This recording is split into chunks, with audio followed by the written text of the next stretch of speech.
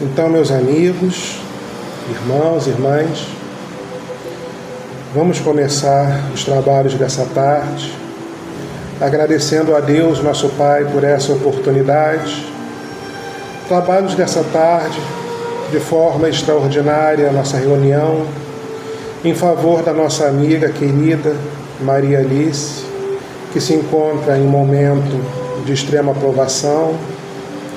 Reunião com o objetivo sincero de enviarmos para ela energias de paz, energias de amor, energias de gratidão, para que ela possa se sentir fortalecida, independente de qual final tenha essa situação, porque temos fé absoluta que Deus, nosso Pai, está no controle de tudo e que seja qual for os desígnios dele, que nós desconhecemos, certamente será o melhor para nossa querida Maria Alice.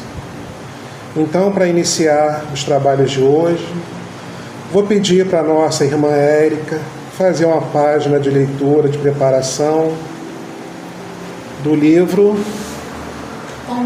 Pão Nosso. Por favor. Livro Pão Nosso, Francisco Campos Xavier, pelo Espírito de Emmanuel. Correções. Se suportais a correção, Deus vos trata como a filhos, pois que filho há a quem o Pai não corrija? Paulo, Hebreus, capítulo 12, versículo 7. Bem-aventurado o espírito que compreende a correção do Senhor e aceita sem relutar. Raras, todavia, são as criaturas que conseguem entendê-la e suportá-la. Por vezes, a repreensão generosa do alto, símbolo de desvelado amor, atinge o campo do homem, traduzindo advertência sagrada e silenciosa.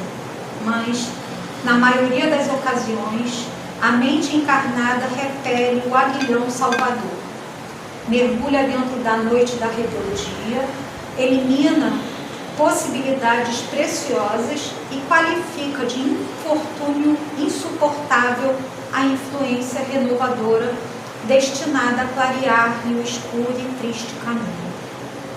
Muita gente, em face do fenômeno regenerativo, apela para a fuga espetacular da situação difícil e entrega-se, inerme, ao suicídio lento, abandonando-se à indiferença integral pelo próprio destino. Quem assim procede não pode ser tratado por filho, porquanto isolou a si mesmo, afastou-se da providência divina e ergueu compactas paredes de sombra entre o próprio coração e as bênçãos paternas. Aqueles que compreendem as correções do Todo Misericordioso reajustam-se em círculos de vida nova e promissora. Vencida a tempestade íntima, revalorizam as oportunidades de aprender, servir e construir. E, fundamentados nas amargas experiências de ontem, aplicam as graças da vida superior, com vistas ao amanhã. Não te esqueças de que o mal não pode oferecer retificações a ninguém. Quando a correção do Senhor alcançar-te o caminho, aceita humildemente, convicto de que constitui verdadeira mensagem do céu. E assim, Senhor Jesus, te agradecemos por mais essa tarde reunidos, em nome da nossa amiga Maria Alice, que se encontra hospitalizada. Te pedimos, Mestre Jesus, médico dos médicos, que nos ajude a ter compreensão, que não dê fuga a nenhum de nós trabalhadores, nem a ela, do que Deus está proporcionando agora. Nossas mentes muitas vezes não aceitam e não compreendem, conforme a página falou. Mas acalma os nossos corações, fazei-nos entender os teus propósitos hoje e sempre. Obrigado por tudo, Jesus. Que assim seja. Que assim seja.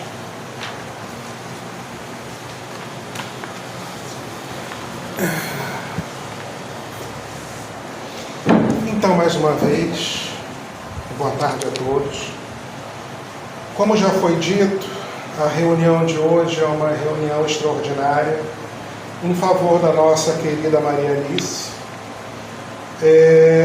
E por esse motivo, ao contrário do que deveria ser nas reuniões ordinárias, eu vou dizer para vocês que vocês não precisam prestar muita atenção no que eu vim falar hoje. Eu trouxe para a gente estudar o tema do capítulo 17 do Evangelho segundo o Espiritismo, o homem de bem. Porque de alguma forma eu queria fazer referência a Maria Alice e a caminhada de vida dela e ao trabalho magnífico que ela fez, erguendo e mantendo essa casa que nós estamos hoje. Mas nós espíritas não temos o costume de enaltecer personalidades, figuras individuais. Então a maneira que eu encontrei de homenagear a Alice é fazer uma palestra sobre o homem de bem. E é claro que quando eu falo homem de bem, na nossa língua portuguesa, designa também mulher de bem. Dito isso, como eu estava dizendo, eu não vou pedir para vocês prestarem atentamente atenção na palestra, porque eu acho, e é o meu entendimento pessoal, que tanto quanto possível hoje, a gente deve tentar, durante essa reunião, mentalizar a figura querida da Maria Alice, envolta em luzes claras, verdes ou roxas, como costuma ser mencionado nos livros espíritas, que são as luzes dos fluidos curativos. Imaginar a Maria Alice num lugar belo, calmo, pacífico, ela sorrindo, calma e tranquila, para que essas nossas vibrações, essas nossas mentalizações possam chegar a ela e acalmar o coração dela, reconfortar o coração dela, na certeza que ela fez amigos aqui e que a história dela não termina. A gente não sabe como vai terminar esse capítulo da história, Deus é que sabe. Mas com certeza não é o último capítulo, seja como terminar esse capítulo dessa internação dela. Então, Maria Alice, na frente de todo mundo mais uma vez, eu gostaria que você recebesse a minha gratidão pessoal por tudo que você fez por mim, por essa casa e por todos que aqui passaram. Entrando então no tema da palestra em si, que é o capítulo 17 do Evangelho segundo o Espiritismo, intitulado Sedes Perfeitos, tá? Mas eu extraí a maior parte do conteúdo dessa tarde do item 3, que é o homem de bem. Quando Allan Kardec organiza o Evangelho segundo o Espiritismo, ele nos oferece não apenas explicações teóricas, mas um verdadeiro roteiro de transformação moral. E no capítulo 17, intitulado Sedes Perfeitos, encontramos uma das descrições mais belas e profundas sobre quem somos chamados a nos tornar o homem de bem. Nós vamos agora conversar sobre o que torna uma pessoa de bem. Quais são as características que podem intitular, por assim dizer, uma pessoa como uma pessoa de bem.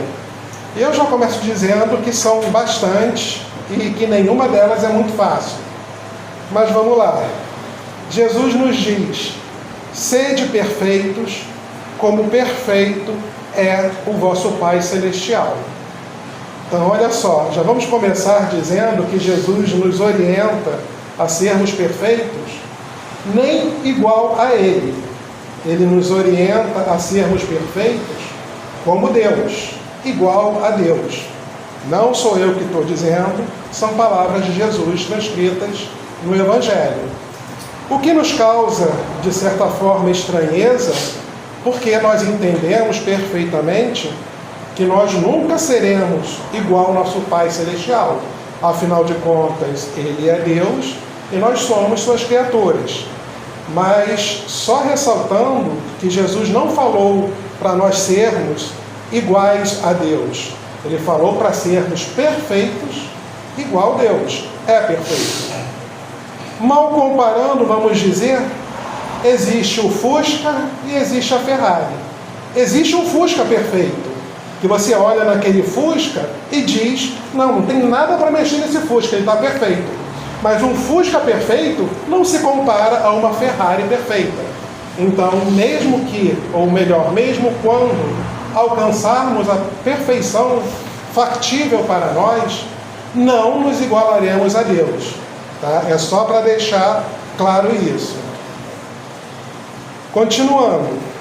Mas a doutrina espírita nos ajuda a compreender que esse convite não é uma exigência de perfeição imediata, e sim um chamado ao progresso constante. Seria injusto conosco e impossível para nós alcançarmos de pronto a perfeição. Não é possível para a gente isso. Só que o Espiritismo não exige isso. Ele nos pede, ele nos conclama a nos melhorarmos a cada dia. A hoje sermos um pouco melhor do que ontem e amanhã sermos um pouco melhores do que hoje. Então, nisso já constitui a primeira característica da pessoa de bem. Entender que precisa se melhorar, entender que existe um caminho, uma rota segura para se melhorar e decidir de coração seguir por ela. No Evangelho segundo o Espiritismo, capítulo 17, item 1 ainda, especifica os caracteres da perfeição. Olha só. Amai os vossos inimigos, fazei o bem ao que vos odeiam e orai pelo que vos perseguem e caluniam. Gente, há poucas reuniões, 2, 3 reuniões atrás, talvez, a gente comentou sobre isso, que hoje, para nós, talvez já não pareça uma recomendação tão absurda falar que devemos amar os nossos inimigos, fazer bem aos que nos odeiam, orar pelos que nos perseguem. Graças a Jesus, hoje, isso não é um absurdo. Mas na época em que Jesus trouxe essa mensagem, era sim considerado um absurdo. Como que eu vou amar meu inimigo? Como que eu vou orar pelo que me persegue? Então, com essa pequena diferença, com esse entendimento, nós podemos ver como o trabalho de Jesus, mesmo ainda dentro das nossas dificuldades, o trabalho de Jesus já rendeu frutos. Então, continuemos nessa caminhada e continuemos com a leitura. Disse Jesus, porque se somente amardes os que vos amam, que recompensa tereis disso? Não fazem assim também os publicanos? Se unicamente saudardes os vossos irmãos, que fazeis com isso mais do que os outros? Não fazem o mesmo os pagãos? Sede, pois, vós outros perfeitos, como perfeito é o vosso Pai Celestial. Está em Mateus, capítulo 5, versículo 44, 46 e 48. Então, mais uma vez, a gente vê aqui enumerado por Jesus algumas das características que distinguem a perfeição que nós devemos alcançar. E uma vez que nós trilharmos de maneira rígida, de maneira contundente esse caminho, estamos no caminho de sermos pessoas de bem. A definição do verdadeiro homem de bem. Kardec inicia o item 3 do capítulo 17 com uma síntese clara e direta. O verdadeiro homem de bem é o que pratica a lei de justiça, de amor e caridade, na sua maior pureza. Tem fé no futuro porque coloca os bens espirituais acima dos bens temporais. Isso está no capítulo 17, item 3. Olha só, para a gente destrinchar um pouco esse parágrafo, a gente precisa primeiro entender que a lei de justiça, de amor e de caridade, dentro da doutrina espírita, não são 3 leis distintas. Está no Pentateuco esses 3 caracteres, essas 3 características, dentro de uma única lei. E aqui eu vou fazer um parênteses para falar do caso específico, da forma como eu vejo. Me perdoem se vocês não verem da mesma forma, mas é um momento, vou expor algo pessoal na minha maneira de entender. A nossa querida Maria Alice se enquadra nesse item de maneira magistral, na minha opinião. Eu frequento essa casa há, talvez, não sei ao certo, mas pelo menos 17 anos. E eu digo para vocês que quando Kardec diz que a pessoa de bem tem fé no futuro, razão porque coloca os bens espirituais acima dos materiais, eu pergunto para mim se eu teria a coragem ou a capacidade de fazer qual Maria Alice fez, de construir uma casa, de manter uma casa espírita. Com ajuda, é verdade, mas a maioria imensa do trabalho e da despesa foi dela. Eu pergunto para mim e vou tomar a liberdade de dar resposta a vocês. Eu acho que eu não teria essa capacidade. Cada um de vocês faça essa mesma pergunta e fique com a própria resposta. Mas eu enalteço a coragem de Maria Alice por ter, vou usar uma palavra menos polida, mas ter se metido nesse ninho de vespa, porque é muita complicação que ela arrumou para a vida dela fazendo esse trabalho. E eu agradeço a ela imensamente por ter tido essa coragem de compreender e colocar os bens espirituais acima dos bens temporais. Continuando. Logo percebemos que o homem de bem não é definido por aparências, crenças declaradas ou cargos, mas pela prática viva do bem. Ser homem de bem é viver o Evangelho, não apenas conhecê-lo.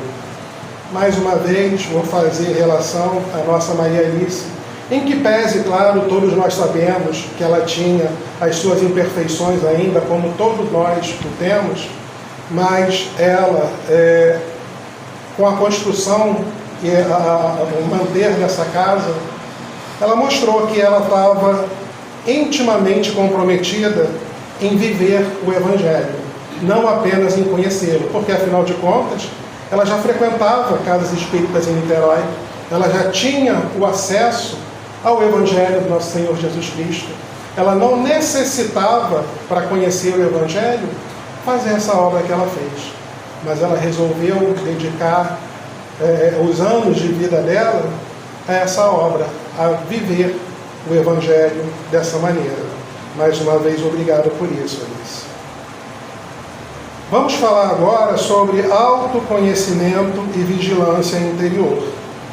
O capítulo 17 nos mostra que o homem de bem começa o seu trabalho dentro de si próprio. Ele interroga a consciência sobre seus próprios atos. A si mesmo perguntará se violou essa lei, se não praticou o mal, se fez todo o bem que podia, se desprezou voluntariamente alguma ocasião de ser útil, se ninguém tem qualquer queixa dele, enfim, se fez a outrem tudo o que desejara lhe fizesse.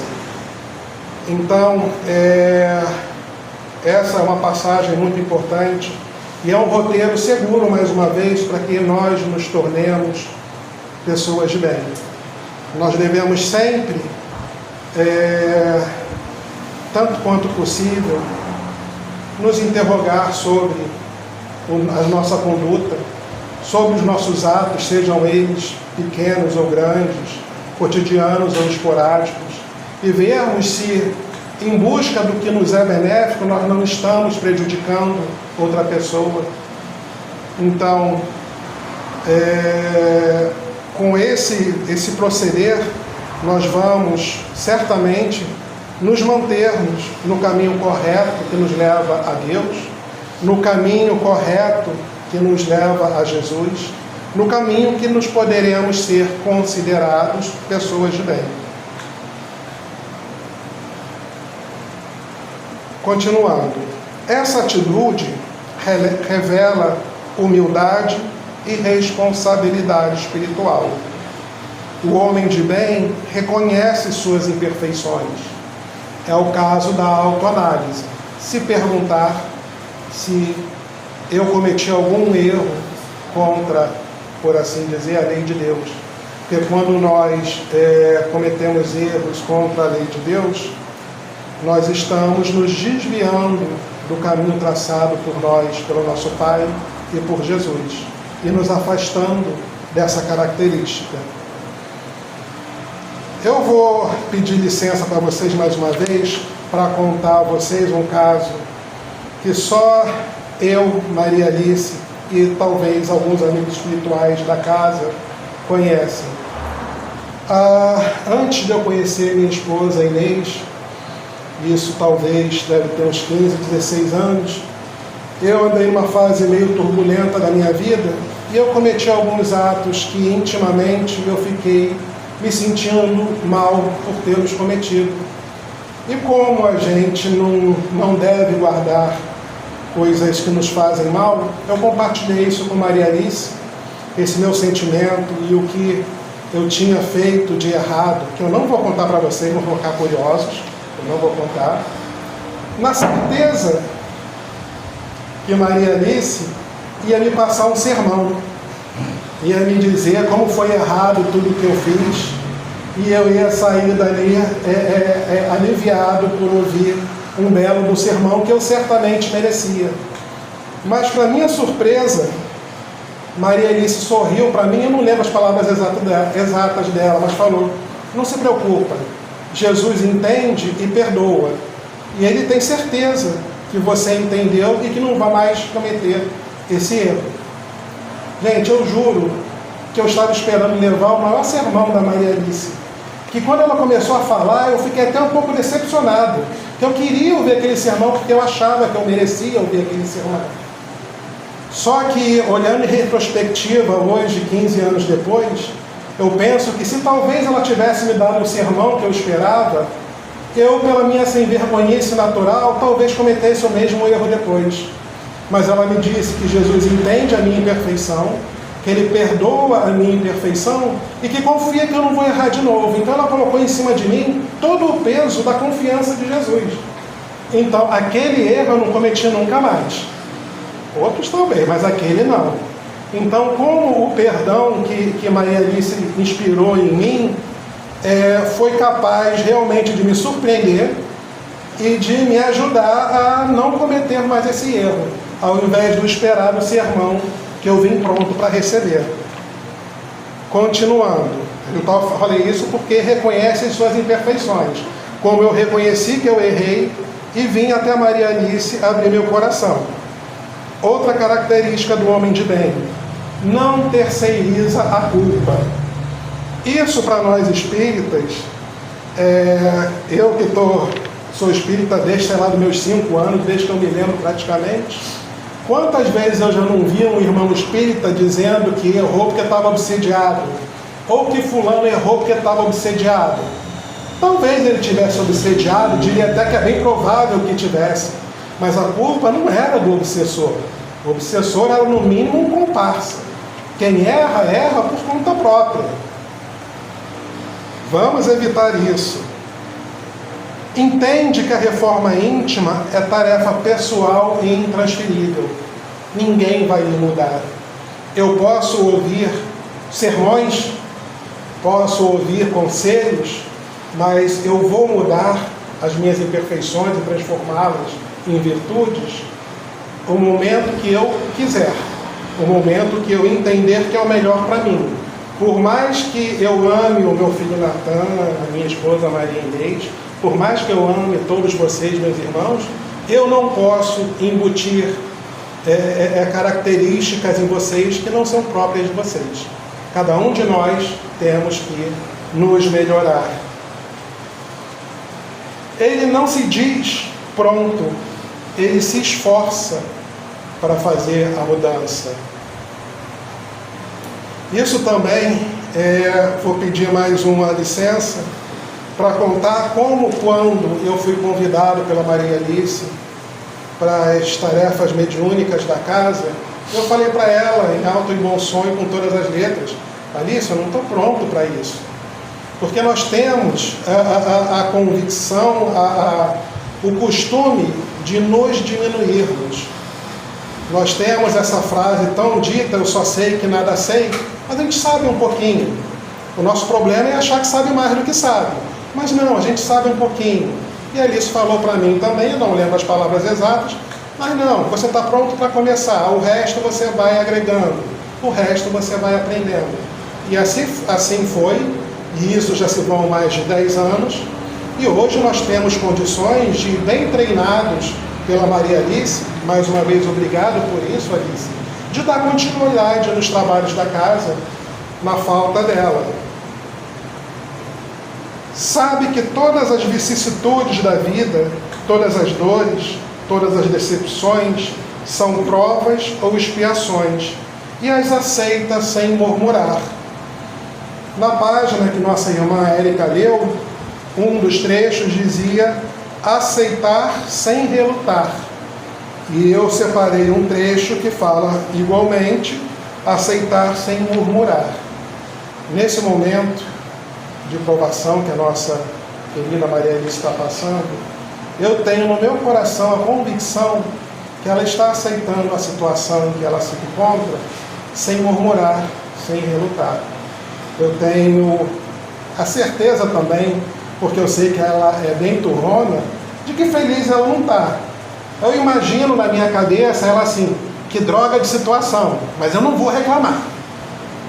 Mais ou menos assim que eu imagino ela nesse momento. Então, Maria Alice, força, nós estamos com você em pensamento, em coração, em todas as situações. Gente, está se aproximando do final, eu não falei nem metade do texto ainda, eu vou me antecipar um pouco para que eu possa dar um meio e um fim à palestra de hoje, sem me estender demais. Justiça, amor e caridade nas relações humanas. Aqui o Espiritismo nos coloca diante de um ponto essencial. Não há verdadeira moral espírita sem caridade vivida no cotidiano. Ou seja, espíritas, precisamos praticar a caridade.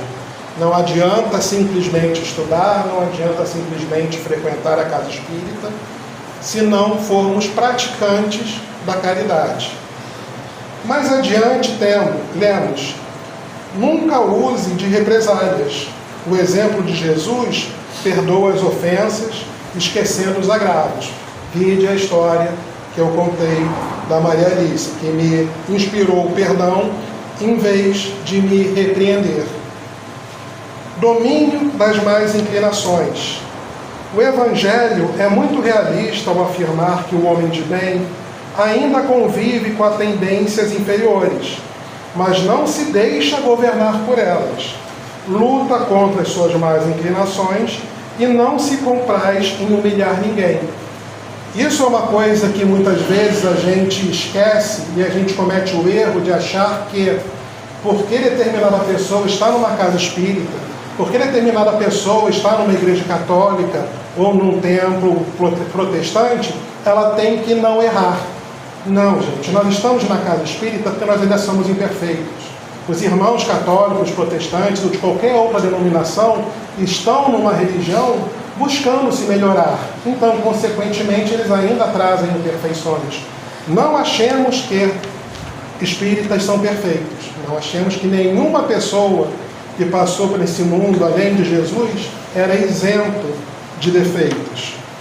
E isso nos consola profundamente, pois aprendemos que errar faz parte do processo. E persistir no erro é o que retarda a nossa evolução. Então, precisamos reconhecer quando erramos, porque se não reconhecermos os nossos próprios erros, como vamos corrigi-los? Tenhamos a humildade de perceber quando erramos e tenhamos a inteligência de corrigir esses erros, para que nós possamos adiantar a nossa evolução, adiantar a nossa aproximação de Jesus e de Deus. O homem de bem não é aquele que nunca cai, mas aquele que se levanta com mais consciência.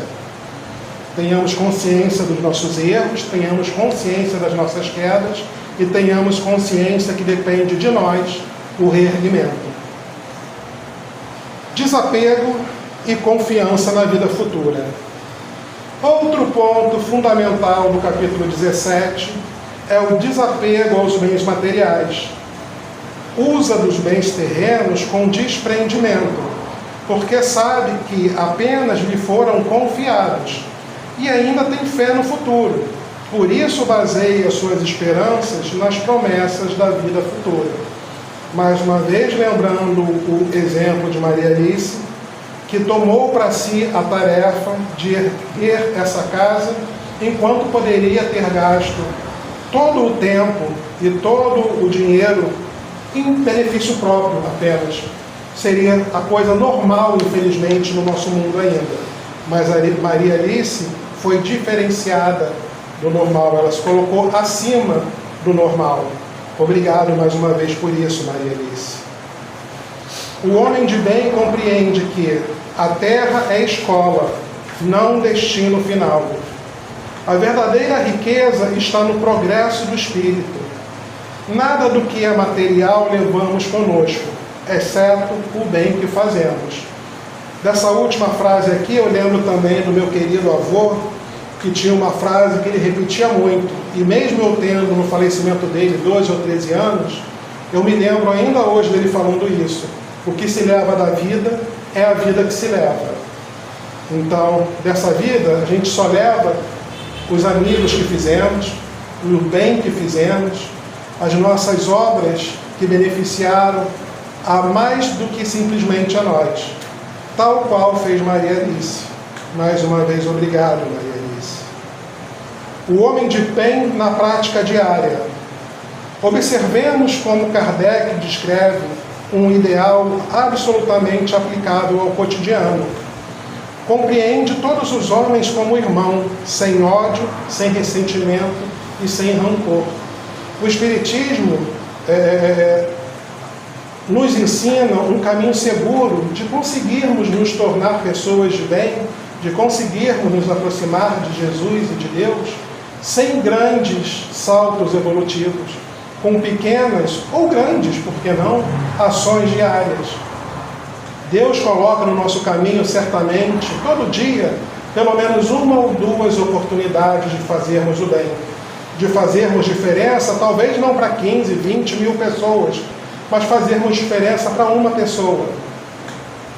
Bendito de nós se aproveitarmos essas oportunidades que Deus põe em nosso caminho. Chegando próximo ao fim da nossa palestra de hoje, vamos ler que o homem de bem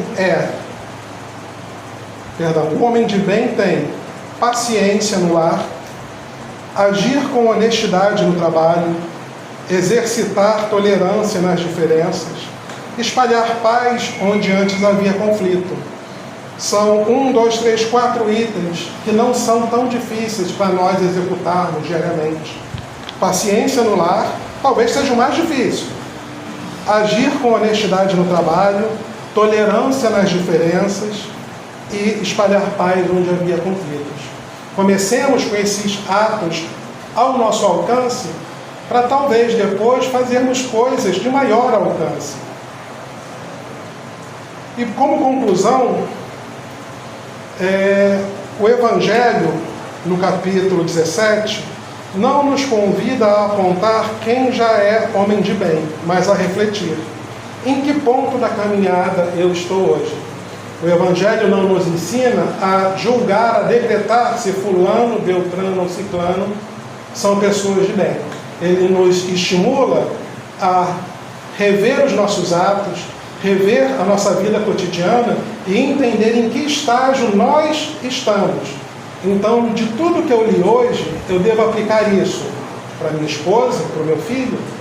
Não, eu devo aplicar esse estudo à minha própria pessoa. E é isso que eu convido vocês todos a fazer também.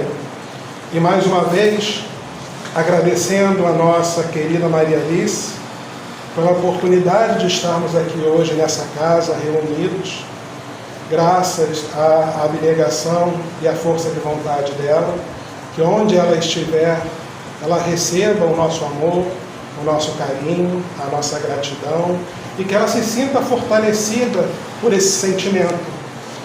E sabemos que isso tem peso, sim, sabemos que isso tem influência, sim, mas lembremos que, diante das nossas imperfeições, toda a força vem de Deus.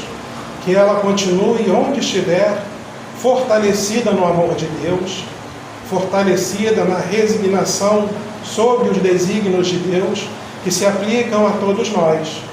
Maria Alice, mais uma vez, obrigado. E obrigado a vocês também pela paciência.